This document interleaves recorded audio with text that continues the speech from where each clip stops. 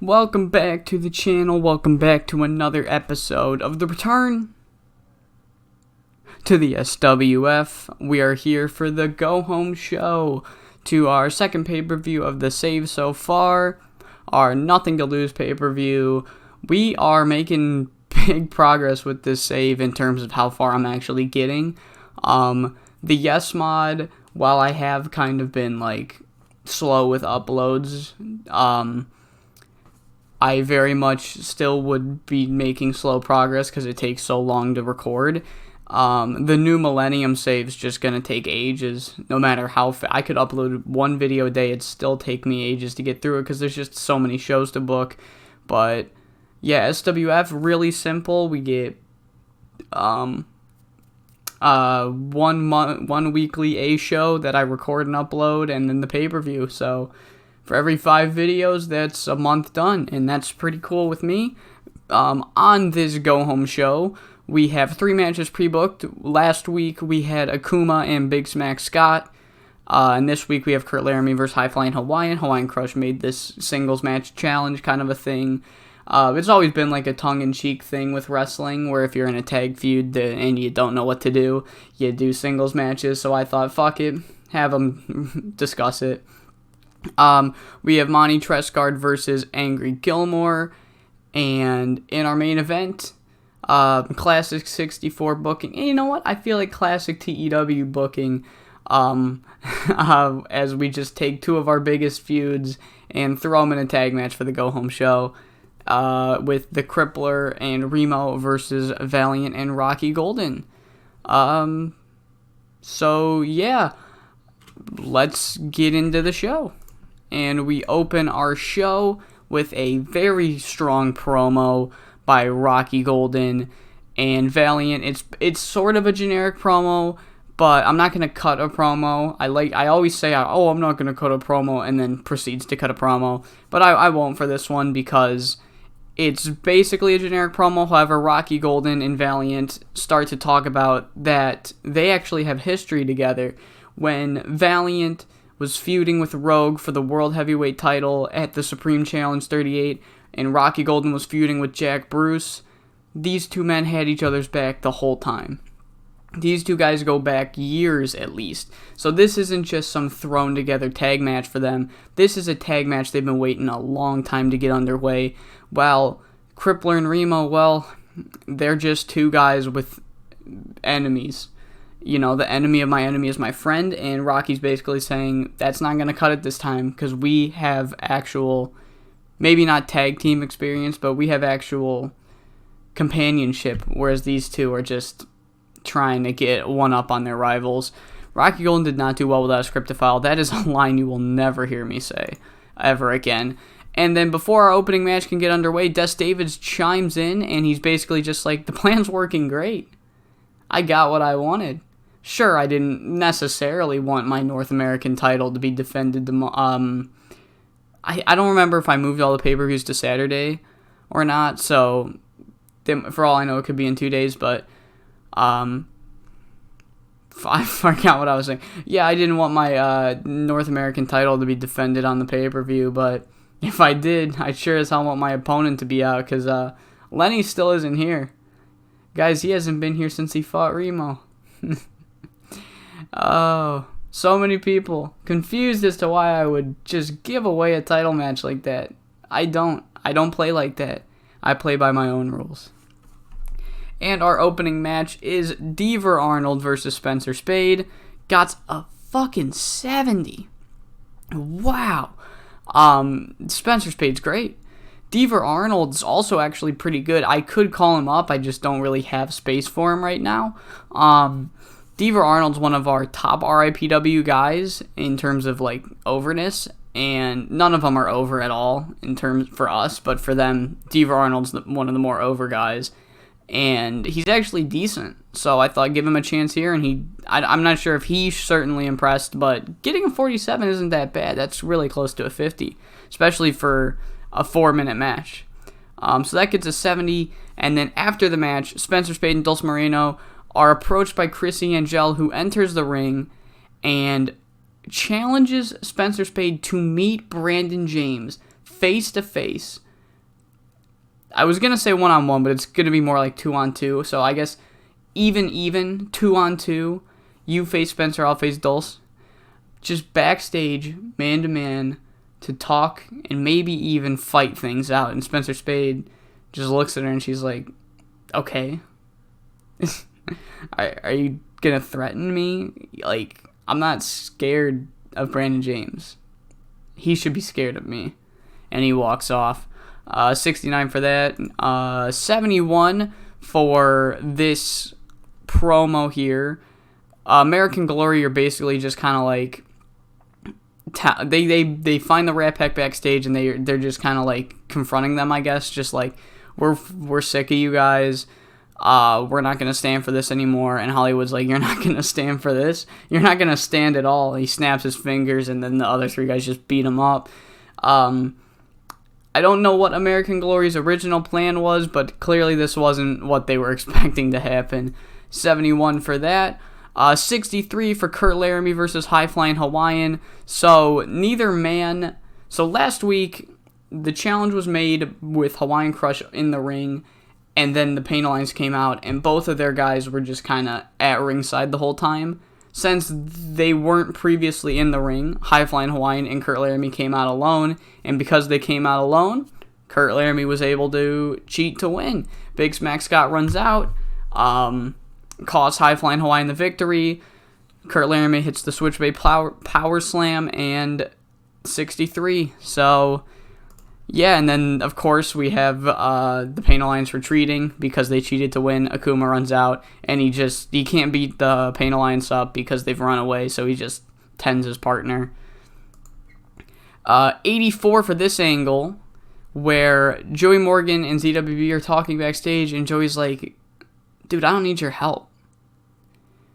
Alright, you can go out there and take on those guys on your own time. You don't need to help me out. And ZWB's kind of offended by this. He's like, okay, but I'm still going to help you, and I just want you to know I'm not doing it for you. I have a lot of history with my brother, and I have history, and I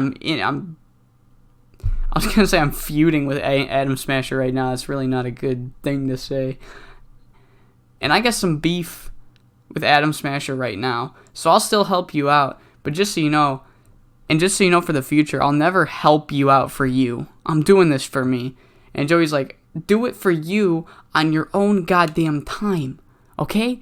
I don't want to see your face again for a long time, especially if I see your face again tonight, I might lose my goddamn mind. And ZWB's like, I have lost my mind the first time I saw your ugly ass face.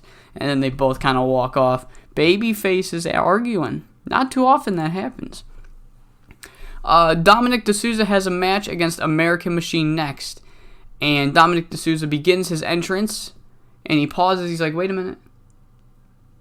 And he waves to the back. And Joe Sexy comes out. Joe Sexy is going to be accompanying Dominic D'Souza to the ring. And he's going to be managing him during this match. And they don't work well together.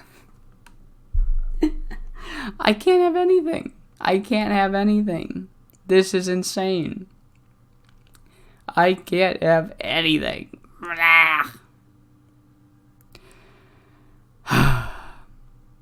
Well, the story of this match is that Joe Sexy interfered and Dominic D'Souza was able to get the victory. Nice 55. Dominic D'Souza would be better off without Joe Sexy. Great. Love to see it. Okay, so following that, we have a angle where Randy Unleashed finds the power plant backstage, and he's like, hey, Adam, good to meet you, or should I say re-meet you, pal. And Adam's like, what do you mean by that? And he's like, oh, it's just a funny little joke. He's like, please explain it to me. I don't quite understand. And Huey's like, okay, relax, buddy. He's just making a gag. And Jefferson has to chime in. He's like, dude, we didn't mean to offend you. We're trying to thank you. And I'm not offended by anything. Why would you think I'm offended? Are you trying to offend me? Are you gaslighting me? And Randy's like, no, it's... You know what? Never mind. just thanks for your help last week. He's like, oh, no problem, buddy. Anything for the good-hearted citizens of this community. And he's like, okay, guys, let's split. And then on their way out, they're like, just looking at each other like, dude, that guy's fucking out of his mind. What is wrong with that dude? 84. He also struggled when going off script. What the fuck? I also got really close to my mic by accident during Atom Smasher. So sorry if I blew your eardrums out. I'll try to tone it down if I remember while I'm editing. We then have an 87 rated angle with Scythe. We haven't seen Scythe very much in the save. In fact, his only other appearance was a quick promo on When Hell Freezes Over, saying the Day of Reckoning is almost here. Or no, that was John Greed. What did he say? Maybe I wrote the same angle twice for two different people by accident. Whoops. But basically, he's just back for another quick little drop-in, and he's in a very dark lit room. Once again, it's darkly lit, and what it is lit, it's a red light that's lighting the place. And Scythe's just basically like, the day for action is almost here. The kings will soon topple, and the new kings will be arrived. What the fuck? God damn. I have one job, and I fuck it up every time. Alright, 87 though. Angry Gilmore versus Monty Trescard got a nice 80. And, of course, during the whole match, Justin Sensitive and Paul Huntington were distracting Angry Gilmore. But, as you see here, couldn't think of what to say. I didn't know how to put this, but, like, basically, Maddie Faith and Mash Pastry eventually come out. American Glory come out and stop the Rat Pack from interfering, which allows the last few minutes of this match to be completely fair and square. And Angry hits the anger management and pulls out the victory. So, following that match, we have a backstage angle where Joe Sexy is seen talking to Sammy Smoke, but we can't hear the conversation. Who knows? 57. We then have an 89 rated angle where Joey Morgan is in the ring. He calls out Randy. He calls out Atom Smasher. And who comes out? ZWB comes out. And Joey's like, what the fuck did I tell you? And ZWB's like, what the fuck did I tell you? I told you that I want these two men no matter what. And you're calling them out, so they're coming out here, so I'm going to fight them.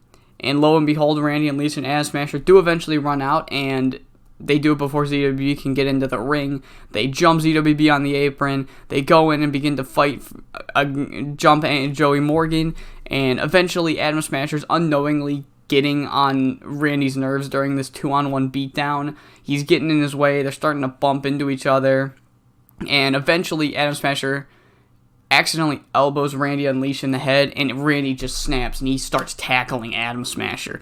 Out of nowhere, he starts beating on Atom Smasher, and ZWB gets in the ring, pulls Randy off, begins brawling with Randy. Joey Morgan then starts brawling with ZWB. Atom Smasher then starts brawling with Randy Unleashed, and it just goes absolutely fucking bonkers until the general manager of the company, Eric Eisen, comes out, and he says, everybody stop. Alright? I know a multi-man match when I see one, and if I'm remembering right, none of you are booked for the pay-per-view. I've had this idea in the works for quite some time. Me and Jerry have been thinking about it for a while now, and we think we're finally going to pull the trigger this year. Alright, I've been thinking about this since I became fucking hell. I keep trying to expose kayfabe on this show. Ever since I became a backstage worker, ever since I retired from the ring, I've been thinking about this idea. So we're going to go full send, and I can't think of a more perfect group of bunch than you four. So at the pay-per-view, we're going to have the Everything to Gain ladder match, where you four men, along with two men of my choosing, two young talents of my choosing, it will be a 6-man ladder match where the winner will grab a briefcase.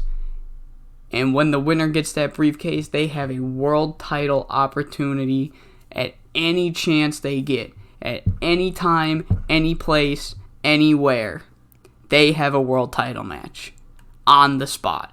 As long as they have a referee, they have a title match.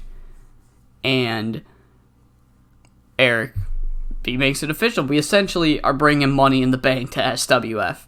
So he's got these 4 men, these 4 big names, and he's got 2 young guys because, well, they have everything to gain and they have nothing to lose. So there we go. I mentioned a bunch of times already in the save that I'm taking a lot of ideas from the Lloyd's SWF diary on the GDS forums. I've linked it a bunch of times in the description, I think. If I haven't, leave a comment and I will link it on this video and maybe the first video of the save. This is another one of his ideas. He's not doing... I'm straight up ripping off Money in the Bank and ripping off the name to his ladder match. But he did the Everything to Gain ladder match very differently, if I remember. I believe if you got to a certain... It was kind of like a title and a briefcase at the same time where you could cash it in. But if you defended it and you got to a certain amount of defenses, it went from a minor title shot to a world title shot. So like I think it was you win it and it's a minor title shot and you get X amount of defenses, it becomes a world title shot. I just want to do Money in the Bank. So that's our final match. That is the match that I was referring to on the last Supreme TV. We have a 6-way ladder match where it will be Steven Parker, Mainstream Hernandez. I believe everybody else is a star, right? Oh, are they only well-knowns? Oh, they are. Alright, so I think Morgan's more over than ZWB. No fucking way. Mikey Lau's a major star. What the fuck? That's fucking awesome. Holy shit. Oh my god. That's fucking awesome. Okay. I wasn't expecting that. That's fucking amazing. Alright. Back to this. And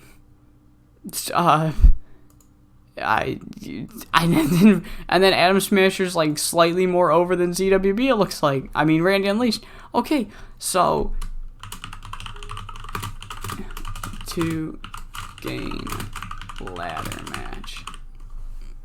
There we go. Pre-book. I'll show you the briefcase. I found an image on the GDS forums that I really liked and I'm gonna use. So I'll show you the image I found for that. That one, I guarantee you I will forget to link it in the description. So leave a comment if you want a link to the image. I will get you a link to the whole thread. So leave me a comment if you want it, because I can almost 100% promise you I won't do it intentionally. I will forget. Remember, I'm still right now currently pre-recording a bunch of videos that are probably going to go live in either December or what is it, like 2 weeks from now. I'm recording this on the 6th of September, so I haven't even started uploading these bulks recordings yet, if I'm going to do it in 2 weeks. So this one's probably not going to be live till like maybe late October, mid to late October. So I'll almost 100% forget to link it. So if you want the picture, leave a comment. I don't get enough comments, so I have email notifications on to see them all, so I see every comment. Alright, and then in our main event, Remo broke his fucking nose. Fuck! Oh, that would have been such a good match, too. And then Remo broke his nose. Oh, that's so unfortunate.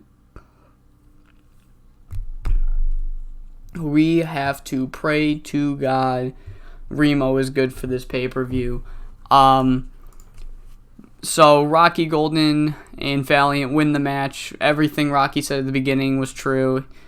Remo and Crippler fucking just were not compatible as much as Rocky Golden and Valiant were. And in the end, the Crippler actually was pinned by Rocky Golden. So is that foreshadowing? Will we see that happen at the pay-per-view? Rocky retaining? We'll have to find out. Main event got a 76. But the post-show match, or the post-show angle, got a nice 90, where Rocky Golden and Valiant, their celebration, it's cut short by, it's just a generic celebration, I guess. Maybe it can get cut short by, like, I don't know, lights flickering and such, because it's fucking SWF. Titantron maybe goes black, but they you know, and then they're, like, thrown off a little, but they don't really sell it. So yeah, we have a celebration to end the show. 90. Alright, if you're wondering about the weird cut there, I do have a post-show match that I'm not going to show you guys, because although I said I don't care too much about spoilers per se in this save, like, I try to hide them manually so people that don't care can see them and people that do care will miss them. But there's a couple where it's like, yeah, I don't want it spoiled, and it's a tag team match that I have in the post-show, and I'm testing if they have poor chemistry before I go with it, and don't want it spoiled. So maybe if I remember one day down the line, I'll show you the post-show match if you guys care enough. So let's see if we beat TCW this week. I feel like this week they might actually be able to best us. Not a banger show this week compared to last week. Still a great show, but you know, ups and downs. Oh, okay. Here, you know, now might actually be a perfect time to move SWF pay-per-views to Saturday. It won't matter.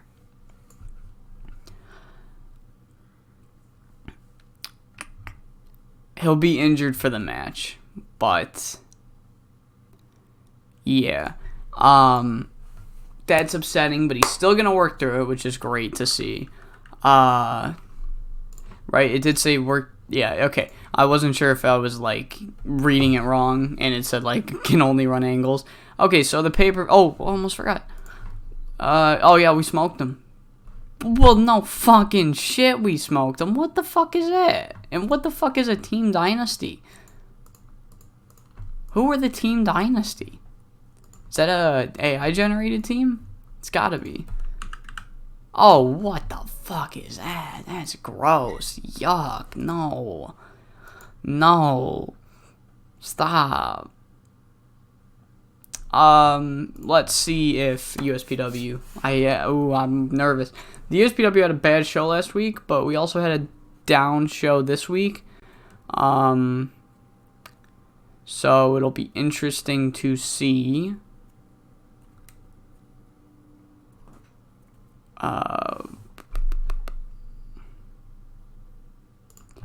And hey, we tied. What was there? Oh fuck, yeah, no shit, they beat us. Okay, yeah, it's fair enough. All right, so yeah, I'm fine with ties. Nice. Not nice. Okay, what is this? See how I'm talking? Oh, cool. Okay, so yeah, that's a good note. We will not be changing the pay-per-view at all. So, while I'm here, let's take a pay-per-view preview. Why am I blanking? There we go. So, yeah, nothing to lose. We have the everything to gain ladder match. I think I might have forgotten this specifically. You saw me put it in the match, but yeah, Steven Parker and Mainstream Hernandez were the two young talents that Eric Eisen wanted to put in here. It's not that he was keeping it a secret. He just, you know, he wanted to announce it on his social media or something. And then ZWB, Joy Morgan, Randy, and Alicia M. Smasher. Hollywood Bret Star versus Angry Gilmore. North American Championship, Lenny Brown versus Des Davids. Rogue versus Mikey Lau. World Heavyweight title, Crippler versus Rocky Golden. Tag titles, Pain Alliance versus Hawaiian Crush. And Valiant versus Remo with a broken nose. So that is nothing to lose. It's all pre-booked. And yeah, so I hope you all enjoyed this episode, and I hope you all are hyped. Ow, fuck, shit. Dude, like, every recording in this bulk of recordings I've been doing, I've like punched my desk unintentionally each time. I hope you all enjoyed, and I hope you all are excited for Nothing to Lose 2020.